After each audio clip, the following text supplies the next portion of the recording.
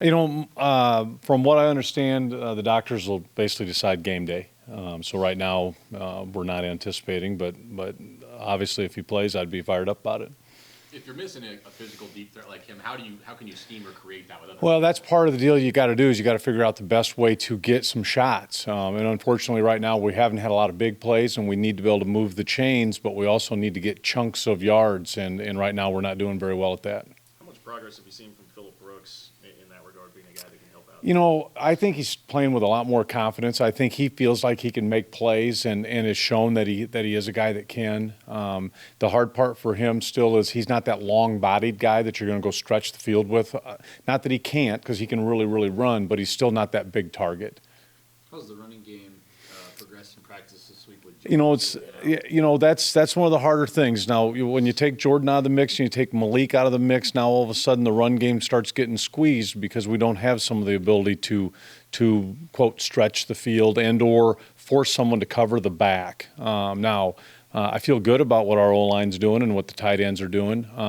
James is still a violent runner. I think will do a nice job for us, but we got to get it going up front a little bit. Yeah, and along those lines, the offensive line, Adam has continually mentioned like consistency with the line. Do you feel like they've gotten there? I think all of our guys really understand executing, and to execute it means every down. And if it was the tight ends, the receivers, the tailback himself, or the O-line, I think all of us understand that for us to be successful, every play we got to get our job done, and I think all of them understand that. How comfortable are you guys right now with Chris Herron out there at receiver? Have to become more and more comfortable because he is a guy that with what people would say really good quick twitch. He's a guy that can really create his own space. The hard part is he's a true freshman.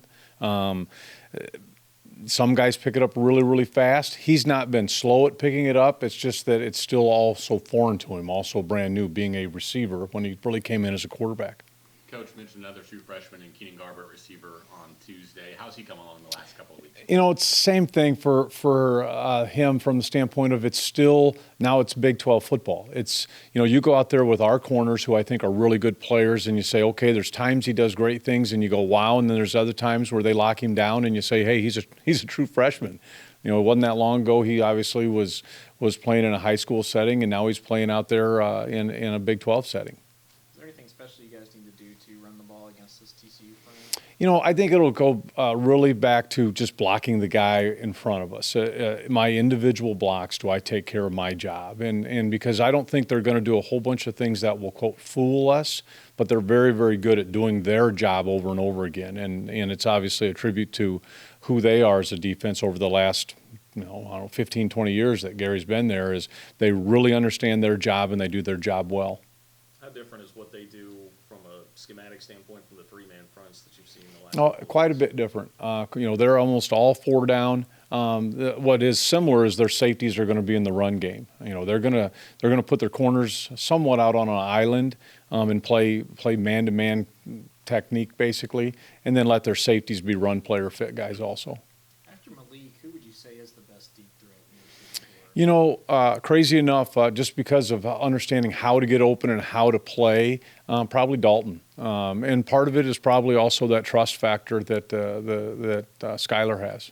What type of a threat does Garrett Wallow bring to their defense, and just in terms of needing to get out, get him blocked, and not necessarily avoid him, but make Yeah, I don't know that any of their guys you would say, wow, we have to run specifically away from any of their guys, but I do think that a number of their guys, because they're so athletic, none of them are huge. They're not linebackers like we've maybe seen the last 3 or 4 weeks where you'd say there's a 240-pound, there's another 240-pound linebacker, 2 or 3 of those guys. They get off blocks really, really well, and they run. Their D-line, very similar. They are not guys that you'd say a bunch of 330-pounders, but they're athletic, they're quick, and they get off blocks. What are the teams, whether it's SMU or anybody else who's had some success against this defense, what do they do well in your mind?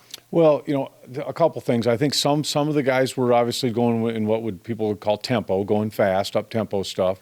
And then, SMU is really a system style that is go fast, but also throw the ball and live and die a little bit by the throwing game.